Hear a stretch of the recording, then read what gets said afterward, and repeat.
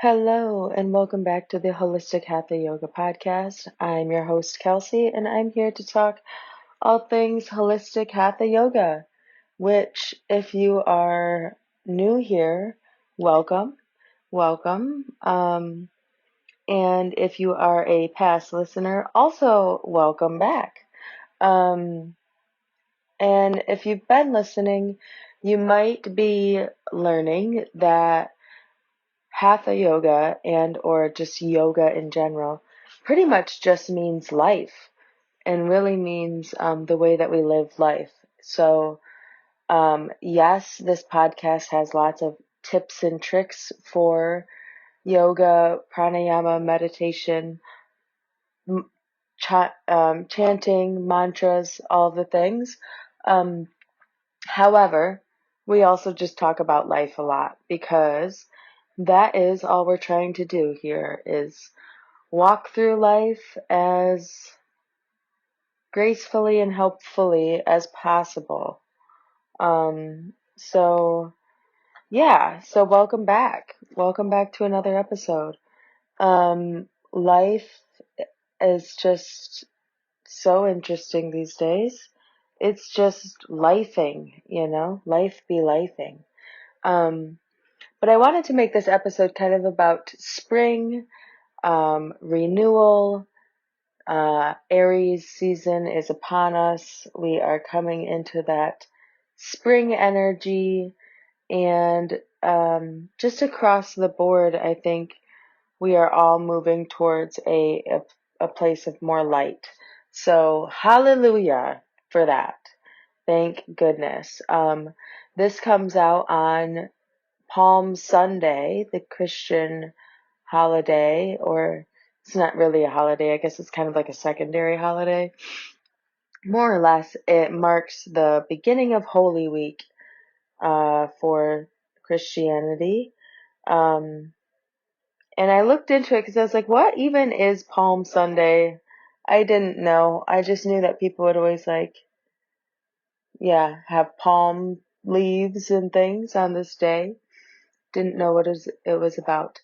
But apparently it's the day that Jesus strode into Jerusalem on a donkey. The donkey is to represent humility and peace, apparently. And the people laid cloaks and palm branches on the ground. So that is why they call it Palm Sunday, and what it represents. But anyway, Easter is about to happen as well, which represents obviously the resurrection. And actually, it was funny before this episode, I was doing my notes, and truly I was going to spread some false conspiracies, I guess, but I thought they were true. But if you've ever watched the documentary Zeitgeist, it's from 2007. It's a very great documentary. It's got a lot of conspiracy theories in it. A lot of them are true. It does talk about 9/11 being a inside job as far as the United States having a hand in their own terrorist attack and a lot of other controversial things. But within this, it also talks about um, the similarities between uh, the Christian holiday of Easter and the Wiccan or pagan holiday of Oster, Ostara. Ostara is comes or like is the spring equinox basically celebration. It's a celebration. Yeah, it is the celebration of the spring equinox. Celebrates the returning of light. Um, because the days start to get longer. Um, if you're in the northern hemisphere at least. So yeah, it's a time of celebration of fertility and balance, restoration, growth, forward momentum, all good things. There's also the German goddess Easter, and she's like the goddess of fertility, I believe. The ways that we celebrate Astera and Easter, the Christian holiday, is very similar. Um, we decorate eggs in both um, things, and like this is where it kind of crosses over, and this is where Zeitgeist is right. And so when I was looking up some of this stuff, stupid AI was like, "Oh, that's debunked," and blah blah blah, and there's no correlation, and it's like, I don't know. The whole AI thing like is so weird to me. I'm not anti and I'm not pro. I'm like if because it's like who's feeding the information? Who's feeding who says something's true and something's not true? Like I need to know references. Like this is like the like this is where you need to reference an encyclopedia to be like tell me the actual truth because I mean, who runs AI? Who puts in the information? We don't know. So I take it with a grain of salt and I don't use it for very much things, if anything. But anyway, I'll get off the AI chain. But this is where, yeah, there's a lot of similarities where like Easter, like the Christian holiday of Easter with Jesus resurrecting.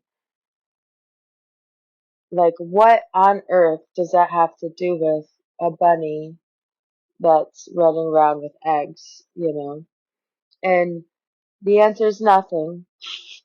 Nothing is alike in those. But what is alike is the pagan holiday of Ostera, and the celebration of fertility, of which bunnies are a huge sign of fertility because they can procreate like crazy. They can have a ton of babies in a very small amount of time. So, very great sign of fertility. And then also, obviously, eggs are a sign of fertility as well because it's a literal egg.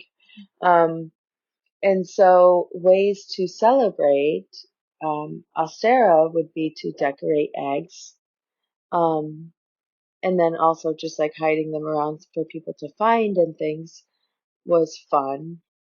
And so, I'm not quite sure how the Easter Bunny got in charge of delivering the eggs everywhere, but maybe it's just because they were like king of fertility. Anyway, so um, the Christian holiday definitely took some from that because they took on the Easter egg hunts and stuff like that along with He Hath Risen. Don't know what that has to do with the eggs, but yeah, so I can kind of see where the correlation between the two are made because there's obvious connections there. Um, I think the debunked quote unquote debunked part was Zeitgeist kind of takes it a step further and likens Jesus, aka the Son of God, to the sun, our sun, sun, the star of our solar system, and talks about how Easter is the returning of the light, aka the resurrection, is kind of just a uh, metaphor of the sun returning to Earth, aka the sun returning to give us more light for the rest of this next half of the year or whatever. So like again, these correlations are very, very, they're there. You can see them. So I don't really see how AI can be like, that's debunked. Like, what's debunked about it? Like, I don't know. I don't know. The correlation and the hand in hand. I don't believe in coincidences. I've had to say that so many times in the last 7 days. It's scary, honestly. But whether or not the subconscious or just threads, connections, or fate, or flow or vibes, whatever you want to call it. I don't believe in coincidences. So anyway, um, so basically, yeah, they liken just the resurrection of Jesus to the returning of the sun, which is not a far stretch in my opinion. Um, they go another step further and talk about Jesus as the sun, um, and the 12 disciples, or the 12 people he rode with, the homies, um, and the 12 zodiac signs, aka the 12 constellations, and the sun does travel along constellations. I don't know. Again, I don't see how you can debunk these things that are obviously connected. But whatever. Um, so essentially, springtime has been being celebrated for a long, long, long, long, long time. And this idea of light overcoming dark has been celebrated for since the dawn of humanity, really.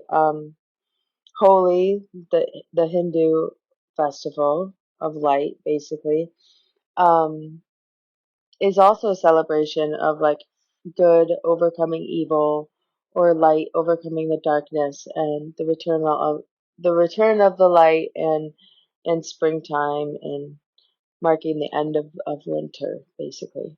Um, so all over the world, we're celebrating this returning of the light, and this renewal of the light, and this fertility and growth and regeneration.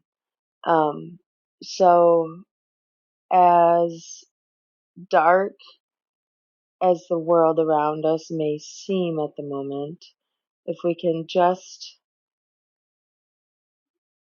ground into the natural rhythm of the earth and focus on what we can do to resurrect our own light, um, I think that is of the highest good for all involved.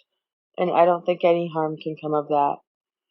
And I don't think this is a something that has to be grand gestured either. Like 10% is good, 1% is good, 100% is lovely, but like I feel like a lot of people get nervous by that 100%, and so then they don't try at all.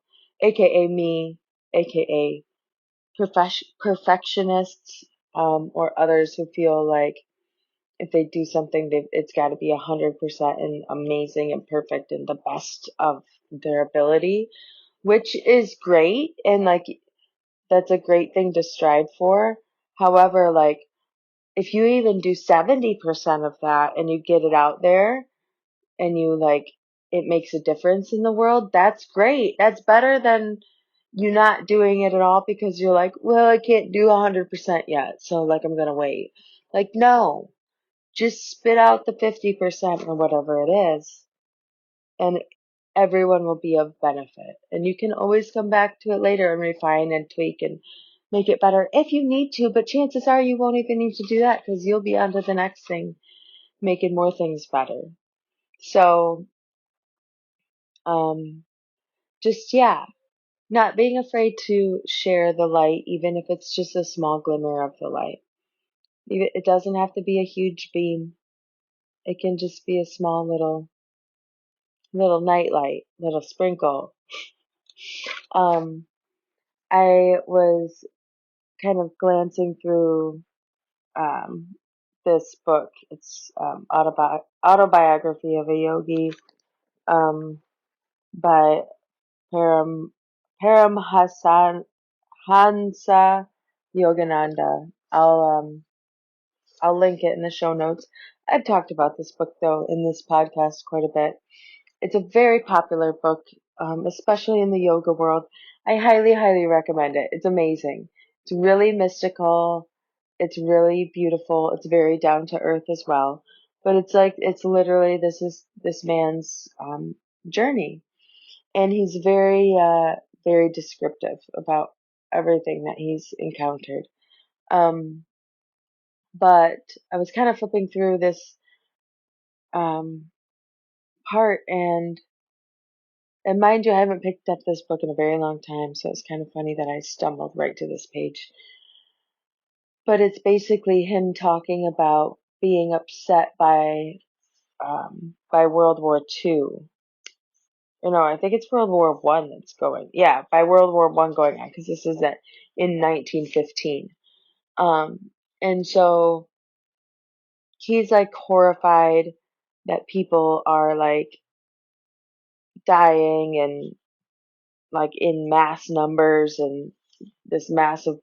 It was the first World War, literally World War One. So, just lots of death and turmoil going on, and so I think we can all kind of liken, or at least not even liken it, but I think we can feel for that a little bit, in the state of the world right now. But he talks about then that this light, or this voice, comes through to him, the cosmic voice, or the cosmic intelligence, whatever you want to say, and because he had this like really vivid vision of being on this battlefield in World War One during his meditation. So super vivid vision.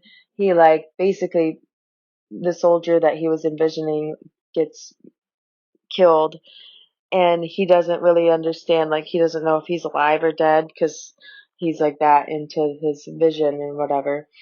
And so he asks, and even though he's just sitting safely in meditation somewhere in India, not in war, but he says, "Am I alive or dead?" And this answer back to him, it says, "What has life or death to do with light? In the image of my light I have made you. The relativities of life and death belong to the cosmic dream. Behold your dreamless being. Awake, my child, awake." Um, and so I think what's so profound about that is like, just it's just the acknowledgement of the soul, and like the very blunt way of describing it, of being like, what does life and death have to do with light? Like, light is always existent and ever present, and it only belong like life and death only belong to this cosmic dream. You're something beyond the dream.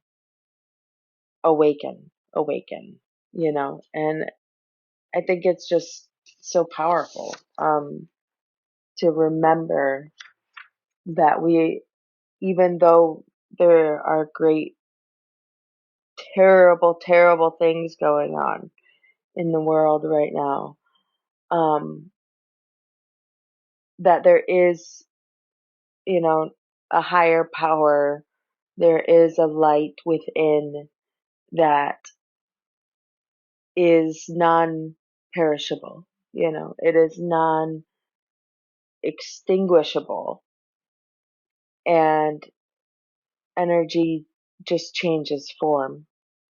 And not to discount the horrors going on, but to comfort, I guess, for those who are hurting, collectively with that. Because again, we're not really meant to know this type of world tragedies. We're really only meant to know our 150 person village tragedies, and that's all our heart can really handle. But our minds don't know the difference between something happening far away that we see on TV or something happening in front of us. So we also need to protect ourselves in those ways. Um, and so, another kind of way the book goes on in this part where he talks about cosmic intelligence and or the soul and or light or whatever, um, as being like going to a movie and going to the movie theater, because you go and you sit at the theater and you're looking at the screen, and you're watching the screen, and all the action and all the thing that is giving you sensation is happening on the screen. But truly, that screen is white. That screen is nothing. That screen is blank. What is giving the screen the light and the action and the emotion and the picture is the light source at the back of the room that nobody's looking at. Everybody actually has their back to that light. And if you turn and look at that light, that's the true source. And you can't even see the picture anymore once you're looking at the true light. And it's such a neat way, I think, to look at the soul, because it's like your body, you're like this human, the ego, the personality, Kelsey, this thing called Kelsey that was born of these two people and yada yada yada, the whole storyline.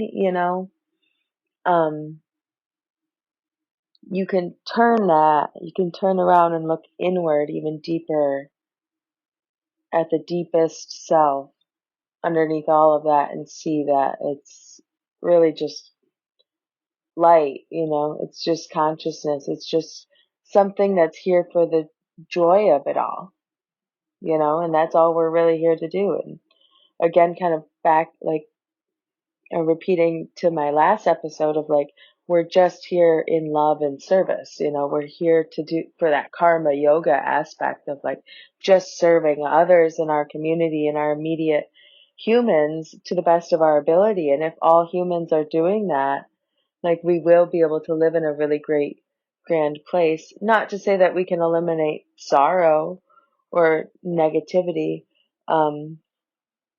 as they kind of talk about, like, in this book, um, that voice or whatever kind of voices to him as well. And because he's still like kind of upset about the war, and he's like, okay, well, yeah, I understand life and death isn't really part of this and we're beyond it, whatever, but like, I still don't feel great about all the good and bad shit, like, more or less.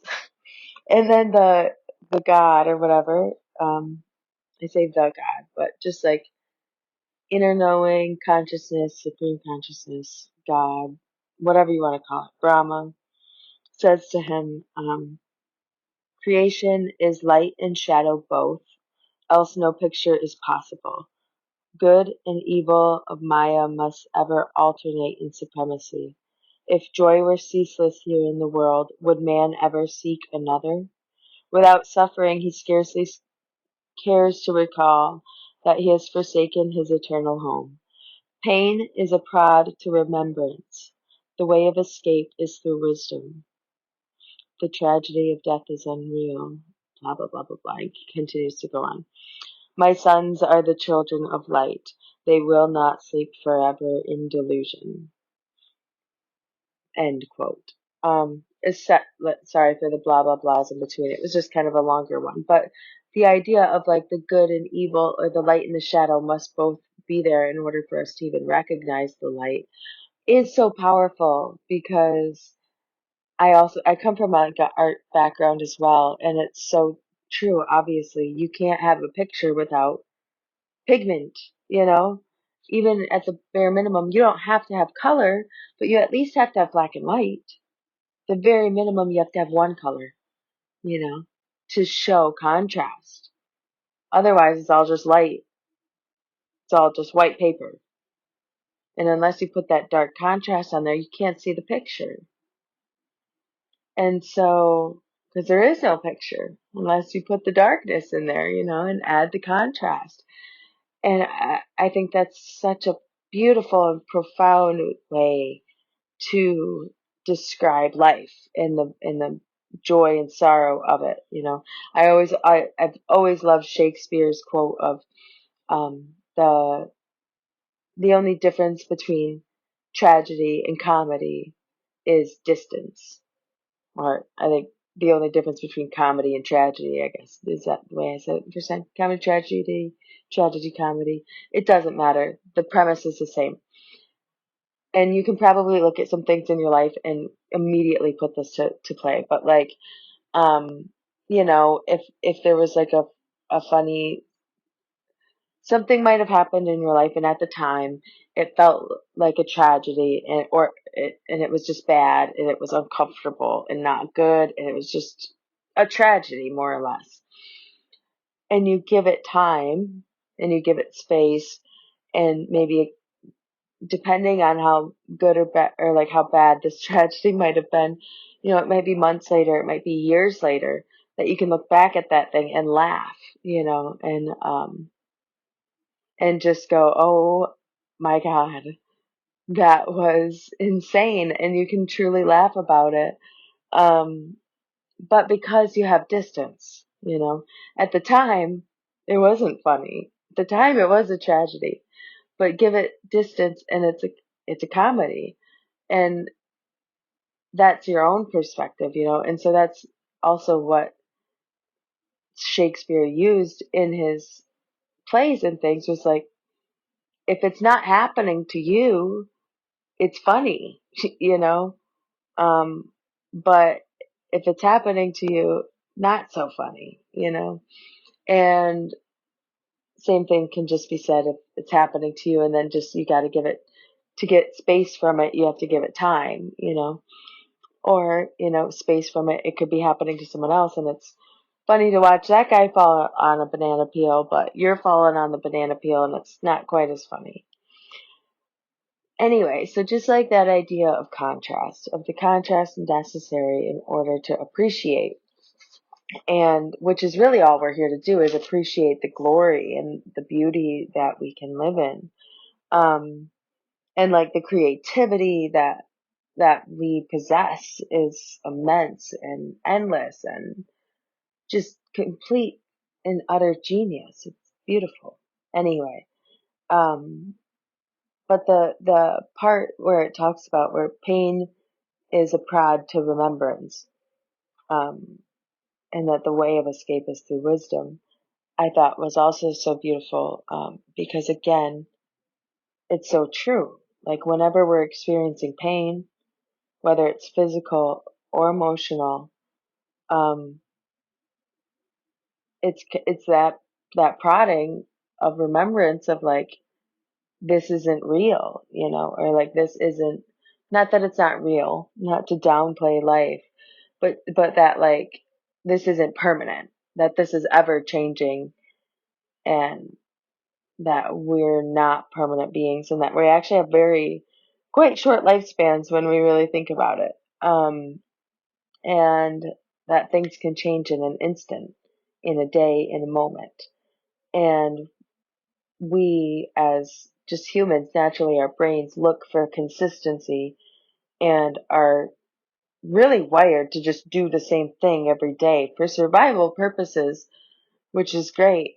But like, that being said, our world is never the same every day. And so when we are met with big changes and challenges, we can also be met with some distress and pain and discomfort within, because it's rocking the boat and reminding us that yes, we can pretend like we have control over all these things, but really we don't.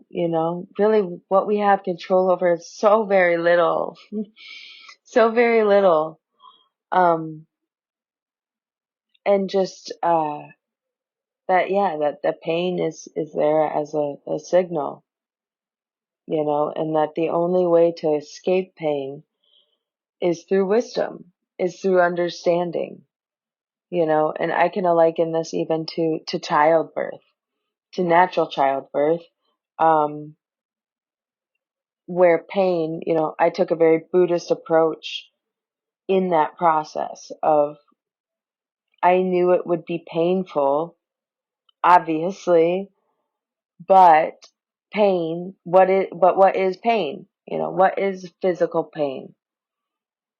Well, truly, on a cellular level, all pain is a electrical transmission of information.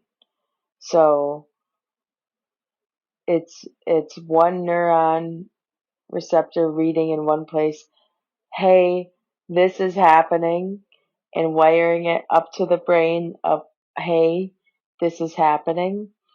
And then whether you're tying good or bad to that really determines how quote unquote painful that quote unquote pain and or sensation. I named it as a sensation instead of naming it pain, because pain tends to have a negative connotation. But you name it a sensation or you name it information, and you get to tie whatever meaning you want to that information or that sensation. And suddenly, that pain is just information. It's not good or bad, it's just information.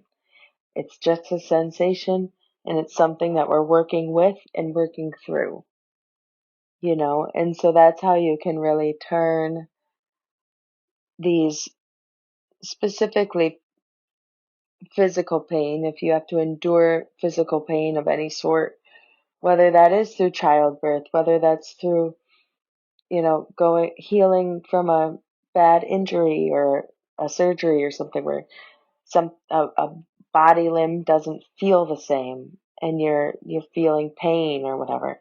Just rewiring it in your brain to say this isn't pain, and not to deny yourself pain, but to just say this is just a sensation. This is just telling me something. This is telling me information. And that can also be for any pain you feel throughout your body. If you're feeling it in a specific place, like your neck, your shoulders, your hips, whatever. Understanding that this is information.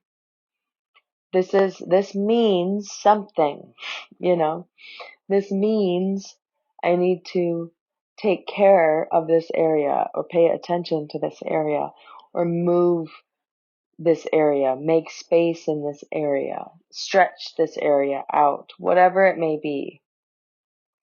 Bring attention to that area. Because this attention and awareness of our body is all we can do, to help ourselves the best, in the best way possible. But yeah, I just really love the idea of the soul being kind of like that movie projector, and our life and the world and everything being that movie that we're sitting and watching. And so just remembering to keep that deep connection, to turn away from the movie every now and again and be like, thank you, have gratitude for that projector, honor that projector, that light, that inner soul source, whatever you want to call it. And see that light in others as well, and connect with others through that light, and through a lens of that light, Um, and I think that's all we can really do to best move ourselves forward this spring in this renewal time, in this time of fertility, in this Aries season, so this time of action and fire and change, immense growth. So, yeah. Yeah, so I hope this finds you having a lovely Easter, or I hope it gives you maybe a little bit of reframe on spring and renewal, and really the connection that we have to nature and to everything around us, and how this is not a Christian holiday by any means, And I feel like people get that twisted. I feel like people get all confused and are like, oh, well, if you celebrate Easter, you're Christian. It's like, no, you can really celebrate it in so many ways and on different days, I guess. Like, I think Ostera was March 20th, I believe, this year. I think it always falls on the new moon. Correct me if I'm wrong. I could be totally wrong on that, but I think that's when that happened. But that's not very far off. Easter is the 5th, and the spring equinox just happened. So yeah, all of these things are all happening right around the same time. They're all celebrating bunnies with decorated eggs. Bunnies don't even lay eggs. Like, shouldn't it be a chicken that's leaving all these eggs everywhere? I'm so confused. Oh, just funny little side story now that we're talking about decorating eggs. I thought I was being so smart as I got like a bunch of extra eggs in my grocery order because knowing I was going to be decorating some with my kids.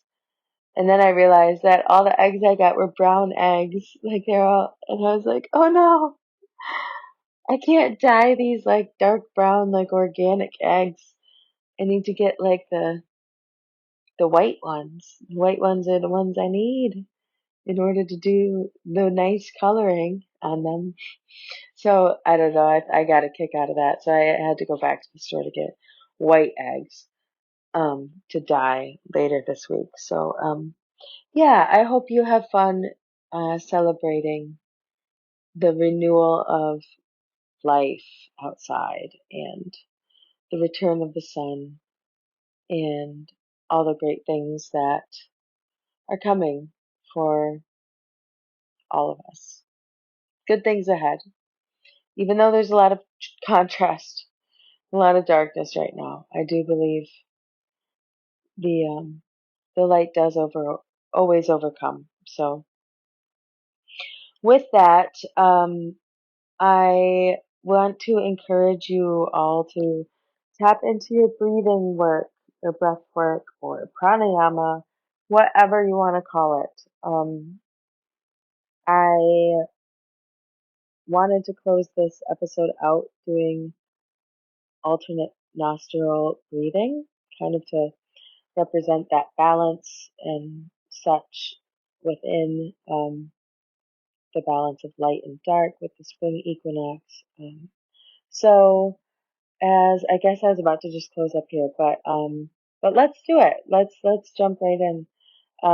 This will just be kind of a quick tutorial, and then you can take it on your way and do it anytime you see fit. Um, I think the best way to do this is set aside like 10 minutes. And if that sounds intimidating, set a timer for 5 minutes or 7 minutes, whatever you want. I don't care. No yoga place is going to come and fight you. Again, we don't care about 100%. Even 10%, 5% is good. Anything good is good. So, anyway, I'll get off that uh, soapbox. Anyway, back to alternate nostril breathing. I love this breathing practice. It's amazing. Makes you feel high as shit, and I love it. So, and also there's really not a whole lot of precautions that go with it. Like, um, uh, some of them, like Kapalabhati, the breath of fire, you should not do that if you're on your period. Um, and yeah, just there's some other times. Just I feel bad for women where I'm just like, Jesus, we never have anything the same. We're always fluctuating with our hormones. Men have the same 24 hours every single day. We are constantly changing. Anyway, again, back to that theme of constant change, I suppose. But anyway, let's tune in and let's do a little bit of alternate nostril breathing before I let you go. So just sit nice and straight or be comfortable, however you want to sit. Close your eyes, and to do this practice, basically we're just going to be breathing in and out in equal numbers, um, and we're going to be plugging one nostril or the other while we do this. So again, close your eyes and I'll cue us through it. You can bring your hand, I'm going to use my right hand. You can use your left hand if you'd like. It does not really matter, but for ease of direction, I'm just going to use my right hand. So, closing those eyes, You can take a couple deep breaths just to kind of loosen up. And then we're going to start by plugging the left nostril with our middle finger. That pointer finger can kind of rest up towards the third eye, and then our thumb is going to control the plugging of the right nostril. So we'll start with that left nostril. Plug the left nostril with the middle finger. Breathe in through the right nostril. Inhale and try to count to 5, 7, or 10, whatever number you get to. So breathe in, 1, 2, 3, 4, 5. The top of your breath, hold it in for 1 to 3 breaths, and then exhale the same number you counted in. So if you counted up to 5, exhale out 5. 1, 2, 3, 4, 5. And when you exhale, we're going to open that left nostril and plug the right nostril. Exhaling out the left nostril, get that 5 count. And then keeping that right nostril closed, we'll inhale through the left nostril again to whatever count you got to. So 5, 7, 10, whatever. And then hold the breath for a moment. Plug the left nostril, open the right. Exhale through the right nostril, however many counts. Hold the breath out for a moment, and then inhale again through the right nostril. 1, 2, 3, 4, 5. Hold at the top of the breath, a couple counts. Plug the right nostril, open the left nostril. Exhale out the left nostril. 1, 2, 3, 4, 5. Hold the breath out for a moment, and then inhale through the left nostril. 1, 2, 3, 4, 5. Hold at the top of the breath, couple counts. Plug the left nostril, open the right nostril. Exhale through the right nostril. 1, 2, 3, 4, 5. Hold the breath out and inhale out. So that's the gist of it. So you just go back and forth from breathing in one nostril, out the other nostril, in that same nostril, out the other nostril, in that nostril, out the other nostril. And you just go back and forth. And so the key points here are: 1, equalize the breath. So your inhale and your exhale always should be the same count. 2, equalize holding the breath at the top of the breath and at the bottom of the breath. You might have heard me say those terms. The top of the breath means when you take that inhale, when you have that, you've counted up to that 5, 7, whatever, you've fully expanded those lungs. The top of the breath, hold. You count to 1, 2, or 3, so just hold 1, hold 2, hold 3, whatever it is you feel best. And then when you exhale, you're keeping with the same number that you inhaled with. And then at the bottom of that exhale, again, the bottom means after we've pushed all that air out and there's nothing left in there, we hold that air out before we take an immediate inhale. You just hold that out for just, again, the same number that we did at the top of the breath. So if it was just 1 count, just hold out for 1 count. If it was 2 counts, hold out for 2. 3 counts, I don't even really recommend you doing 3 counts at this point. That's kind of more in the advanced stage. So right now, just try to hold out for the 1 or 2 before you take that in breath or before you do that out breath again. That's more than sufficient. Again, we're not going for 100% gonna levitate, be a guru tomorrow. We're just going for equalizing the breath, balancing out the left and right hemispheres of the brain, balancing out our hormones, balancing out our endocrine system, giving our entire body a nice full reset is really what we're allowing ourselves to do when we do alternate nostril breathing. So again, like I said, if you can take that, I hope that was helpful. I know it was kind of a quick crash course, but if you can take that and do 5 minutes with that or 10 minutes of doing that, of just that back and forth breathing, I think you'll find an immense benefit. Like I said, you will feel high as shit afterwards, but it's like an amazing yoga high. It's not like disorienting high and like, oh my god, I need to lay down. It's like a whoa, it's a clarity, it's a presence, it's a aliveness high. So I highly recommend doing that. And then I know I do have a video of this on my YouTube channel, or at least I think I do. Maybe I don't. So if I don't, leave me a comment and be like, you don't, and then I'll put one on there. But I'll have to check. And if I don't have one on there, I will definitely put one on there so that you can also watch while I explain it at the same time, and that might help if you had any difficulty with that. Some people cannot take verbal directions, so I totally get it. You got to see it to believe it type thing, or to understand it. That's fine too. Which is where Holistic Hatha Yoga on YouTube is a great resource. So check it out, friends. Um, but yeah, that's all I got for you today. Happy spring. I hope everybody has kind of shaken off the winter and is coming out of their hibernation and is starting to loosen up and get ready for some action. So take care, my friends. One love, one light. Namaste, and I will see you next week. Bye. Om Loka Samista Sukhino Bhavantu. Om Shanti Shanti Shanti. Om